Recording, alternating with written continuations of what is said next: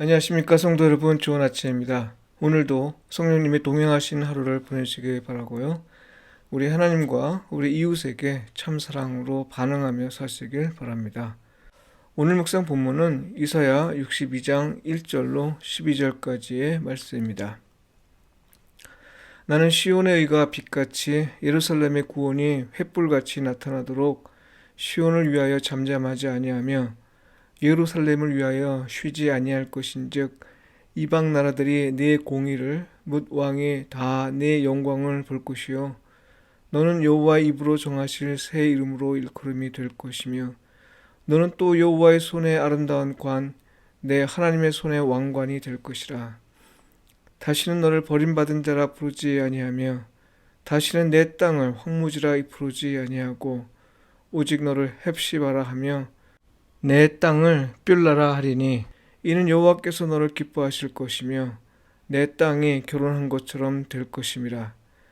마치 청년이 처녀와 결혼함 같이 내 아들들이 너를 취하겠고 신랑이 신부를 기뻐함 같이 내 하나님이 너를 기뻐하시리라. 예루살렘이여, 내가 너의 성벽 위에 파수꾼을 세우고 그들로 하여금 주야로 계속 잠잠하지 않게 하였느니라. 너희 여호와로 기억하게 하는 자들아, 너희는 쉬지 말며 또 여호와께서 예루살렘을 세워 세상에서 찬송을 받게 하시기까지 그로 쉬지 못하시게 하라. 여호와께서 그 오른손 그 능력의 팔로 맹세하시되 내가 다시는 내 곡식을 내 원수들에게 양식으로 주지 아니하겠고 내가 수고하여 얻은 포도주를 이방인이 마시지 못하게 할 것인즉 오직 추수한 자가 그것을 먹고 나 여호와를 찬송할 것이요 거둔 자가 그것을 나의 성소 뜰에서 마시리라 하셨느니라. 성문으로 나아가라 나아가라. 백성이 올 길을 닦으라. 큰 길을 수축하고 수축하라. 돌을 제하라. 만민을 위하여 기치를 들라.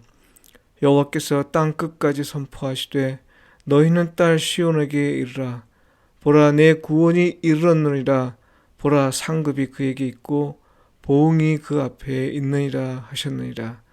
사람들이 너를 일컬어 거룩한 백성이라 여호와께서 구속하신 자라 하겠고 또 너를 일컬어 찾은 바 된 자요 버림받지 아니한 성읍이라 하리라. 아멘. 하나님은 구원을 위해 잠잠하지 않으시고 쉬지 않으십니다. 이 제목으로 말씀을 묵상하겠습니다. 탈교회 현상의 실상을 보여주는 통계를 보면서 만감이 교차함을 느낍니다. 교회를 빠져나가는 사람들이 많아진다는 통계에 불과하나 심정적으로는 교회가 사회의 구석으로 밀려난 듯한 느낌입니다. 처음에는 나가는 사람의 뒷모습이 보였고 그 수를 헤아렸으나 이제는 교회 자체가 주변으로 밀려난 것 같은 느낌을 받는다는 말이죠. 좀 더 심하게 말한다면 쫓겨난 듯한 느낌이랄까요. 나라를 잃고 포로로 끌려간 이스라엘 백성처럼 이제는 교회가 서 있을 자리가 없다, 이렇게 느껴집니다. 세상 어느 곳에 덩그러니 던져져 있는 모습입니다.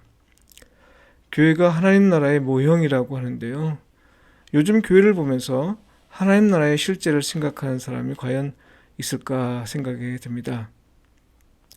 현실의 교회를 보면 볼수록 오히려 하나님은 계시지 않다는 확신이 더 커진다고 말하는 성도님도 계십니다. 누가 참 그리스도인인지 말하기 어려운 때입니다. 다만 바벨론 포로기에 고통받는 백성처럼 고통으로 신음하는 성도가 늘어나는 상황이라고만 말할 수 있겠지 싶네요. 도대체 이런 상황에서 이사야 62장은 어떻게 이해할 수 있을까요? 자기 백성을 위해 애쓰시는 하나님의 모습을 어떻게 상상할 수 있을까요? 이곳에서 말씀하시는 하나님의 열심은 어떻게 이해할 수 있을까요? 말씀을 앞뒤 문맥을 고려하지 않고 이해하려고 하면 작부에 매게 되죠. 이사야 62장의 말씀은 앞뒤 문맥을 고려해야 하는데요. 하나님 앞에서 자기 죄를 고백하고 회개한 사람, 자기 안에 우상들을 버린 사람들에게 하나님의 열심을 보여주는 내용입니다. 이 점을 명심해서 읽어야 합니다. 이사야 62장은 회개한 백성들을 향한 하나님의 열심을 보여줍니다.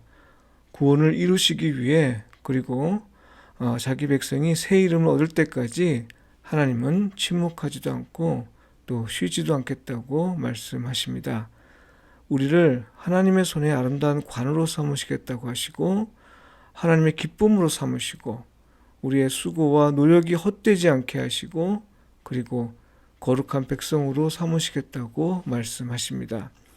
네, 얼마나 감사한 일인가요? 그러나 다시 한번 강조합니다. 자기 백성을 위한 하나님의 열심을 만나기 위해선 우리가 죄를 고백하고 회개해야 한다는 겁니다. 회개는 종말론적인 사건입니다. 종말은 세상의 마지막을 의미하죠. 회개는 세상의 가치를 내려놓고 하나님에게로 전혀 다른 세계로 나아가는 전환점이기에 종말론적인 사건이라 볼 수 있습니다. 성도 여러분, 회개한 사람만이 하나님의 열심을 만날 수 있습니다. 우리의 구원을 위해 침묵하지도 않고 또 쉬지도 않으시는 하나님이 우리를 위해 어떤 일을 행하시는지 회개한 사람만이 경험할 수 있습니다. 썰물같이 빠져나가는 교인들을 보고 그들이 신앙이 없다고 비난하거나 탈교회 현상을 보고 교회를 비판하기 전에 먼저 우리가 바로 서야 할 것입니다. 관건은 우리가 비판할 수 있는 안목이 있음을 알리는 것이 아니라요. 하나님이 새 일을 위해 일하시도록 하는 것이기 때문입니다. 하나님은 우리의 회개와 순종을 사용하여 당신의 뜻을 이루시고 당신의 일을 행하십니다. 구원을 위해 당신의 열심을 보여주시는 것이죠. 기도드리겠습니다. 주님, 우리를 불쌍히 여기소서. 탈교회 현상이 점점 커지는 때에도 어찌할 방법을 모르고 있습니다. 무엇보다 우리에게 회개의 영을 주옵소서. 우리 안에 돌덩이 같은 마음을 걷어내고 부드러운 마음을 심어 주소서. 그리하여 하나님이 우리의 구원을 위해 어떻게 일하시는지 볼 수 있게 하소서. 아멘.